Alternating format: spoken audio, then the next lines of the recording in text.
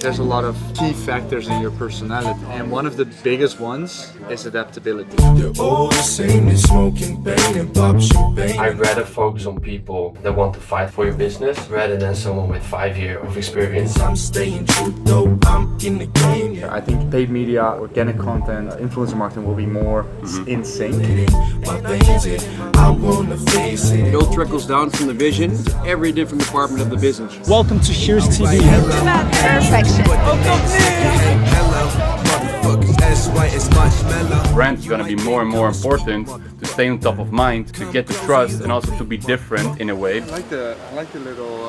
How cute, right? Yeah, it's super very cool. Dior. I love it. I love the all white.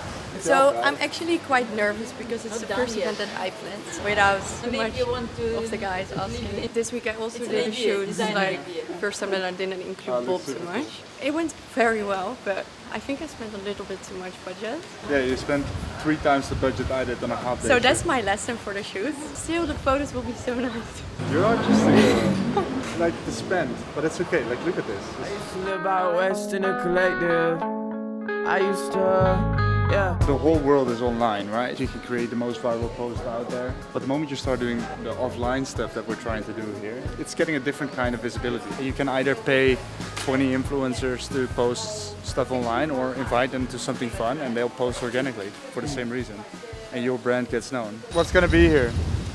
So this is first gonna be the card, like where they get the welcome drink. We have the Dore Rose popcorn as well. Yes. Also the fry box, did you see? Oh yeah, I've seen it. Oh, it's stickers. Yeah. Oh, cute. Someone stickered all of these? Yeah, the guys there are all stickering. Look at that. And we're gonna play my movie, eh? Was your choice? Then that works fine. I love that movie. And now it's 15 minutes, or actually 14 minutes, till the influencers arrive. We will serve a little welcome drink here and also give them their pajama. They will also get these like slippers to use as a little like goodie bag and a silk headband for when you remove or do your makeup. And then also our best-selling deep sleep mask in the color champagne. This is gonna be so cozy. So you go running for the hills. You can't outrun it by yourself.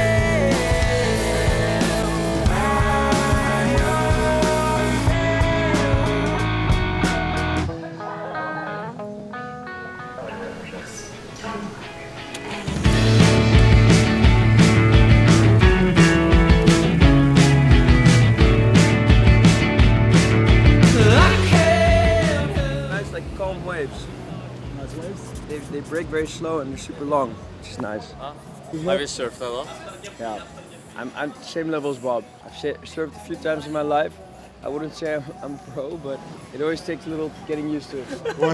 One time, there was like, sometimes it was crazy waves. Yeah, like big. Like big fucking waves. And I wanted to learn how to shortboard. Yeah. And Jabu like, bro, don't go. And I was like, I want to try, because I was here every day, you know, like, Yeah. bro, I almost drowned. Yeah? How you feeling, Bob? Book 'em now, baby, your cash meal's still on.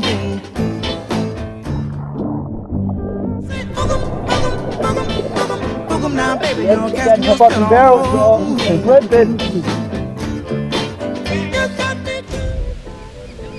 If you were to dive into this saturated market, let's say you wanna launch a sunglasses brand. Go start looking at competitors, see what people don't like about their products, see what aura about their brand, you know?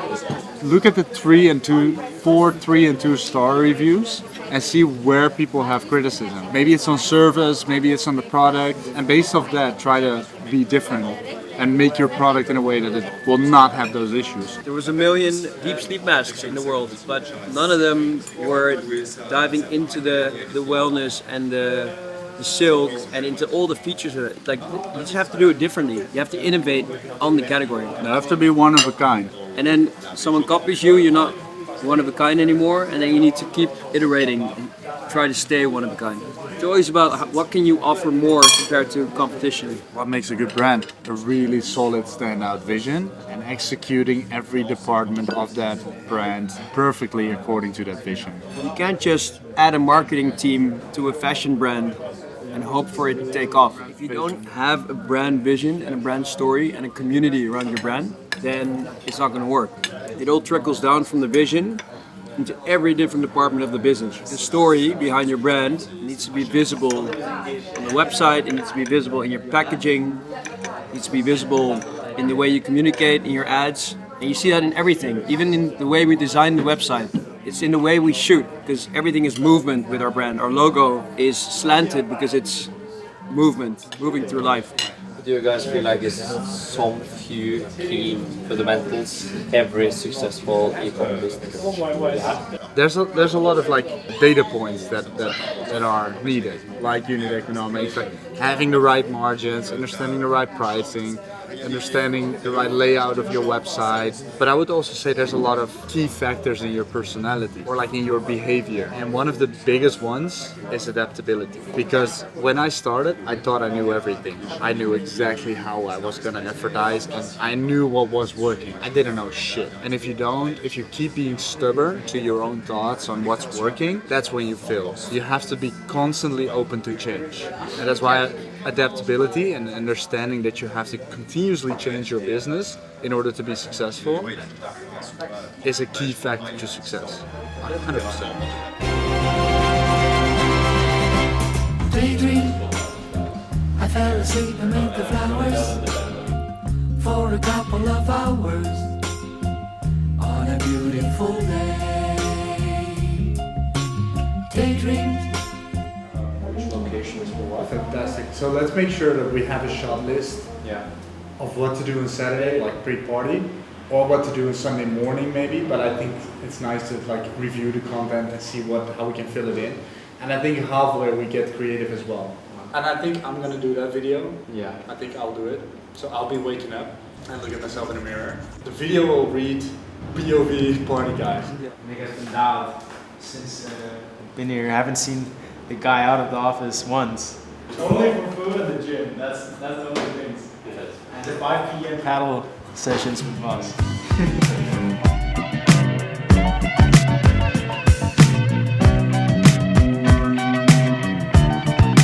I think as well as one of the biggest highs is understanding what it takes to launch a product. We now really saw the true value of iterating not just on ads but also on a product. Highs and lows for the first quarter, I think that's very important to outline, that we have forecasted 100% growth year over year. But yeah, there's every single day you see opportunities, you get so greedy. So we're challenge is really not wanting it too fast and just overcomplicating it. Things are much more easier because you understand what is wrong. So I saw the other day a podcast from Will Ahmed from Roop, and he was explaining the different stages of the business, the amount of pressure. He basically explained by shareholders, athletes started to invest. You feel a responsibility by carrying also their risk, and also you want to prove that the investment was right. Maybe sometimes it's even for the goods to also be bootstrapped and to not think too much. Yeah, because that's where eventually also creativity comes in place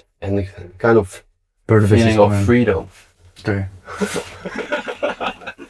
I rather focus on people that bring high energy, that want to fight for your business, rather than someone with 5 years or 10 years of experience. 100%. Someone that wants to open a laptop in the weekend or after 5 p.m. You often see that with like more junior people that want also to prove themselves. You can basically pick your own cards to eventually build those green links. Yeah, the green lines. Same like hire fast, fire faster. Hire fast, fire fucking everyone.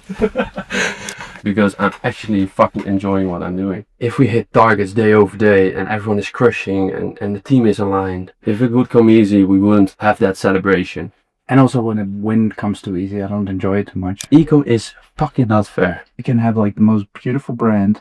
You can hustle all you want. You can like go for years and years of grinding. And then this fucking brand comes up with a similar product and they do 30 times your revenue after 6 years.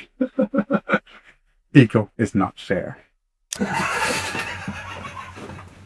You have two choices, or just complain about that or ride the wave. Entrepreneurial mind that we always had from the beginning is spotting opportunities, put the right operators on the right place, and that's how we also leveraging our skills, our time, and at the same time taking the benefit of the golden era. There's so much fucking opportunity out there. Watch out, this shit my way, go down, no, don't walk out away. It's our fourth Hears R&D party. In 1 year time we did 3. One we hosted in 00 Italian Sandwich Bar in Amsterdam. You might have come up with some good concepts, Bob. And then another one was during New Year's Eve in Cape Town, where we hosted the party, a villa party. The zebra with lights. And now we're gonna do something more special than just in Hears R&D, because we're gonna launch our new colorways as well with this theme, basically. So it's gonna be Here's Spring Break. We're gonna launch 3 new colors, which is light pink, light blue, and like a pastel green color. And then yeah, like to create a better impact and to make like a whole storyline of these colors. It's gonna be even more exclusive than all the previous parties though, because we are actually super limited with our permits that we have in this house. So the cap is really 150 and the doors are closed at 3. Welcome to Hears TV. We're right now reporting from locally in the middle of Bali. We're in the shade. What do you think about the new Hears? I just can say one thing, perfection.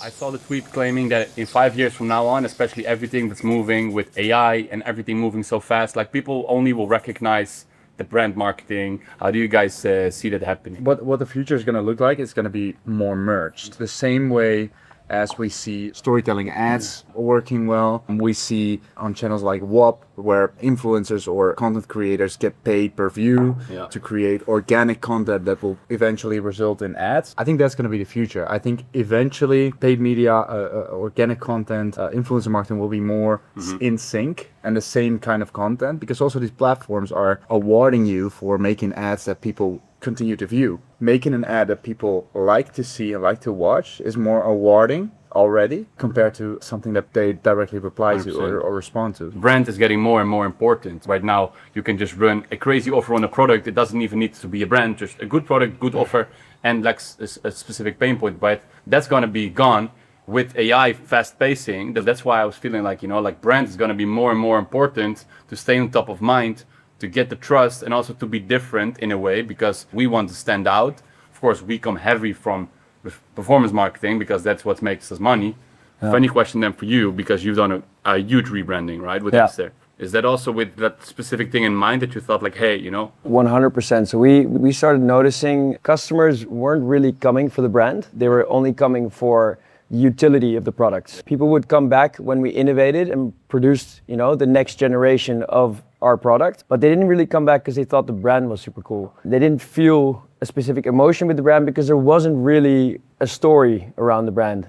We wanted to do a complete rebrand to connect the brand, the story to the products that we were building. And we wanted to move towards the more futuristic, modern, on the move type branding to connect with the travel products. The impact was insane. For everyone else doing a rebrand, we listened to our customers in so much detail when we were doing this. We went through endless surveys, post-purchase surveys, but also just calling up our customers. We did focus groups with specific customers in different countries to just ask them what is their feeling with the brand. And you can direct it in a certain way, but you can also talk to, we have 3 million people in our email list, so there is a trend in why they're in that list.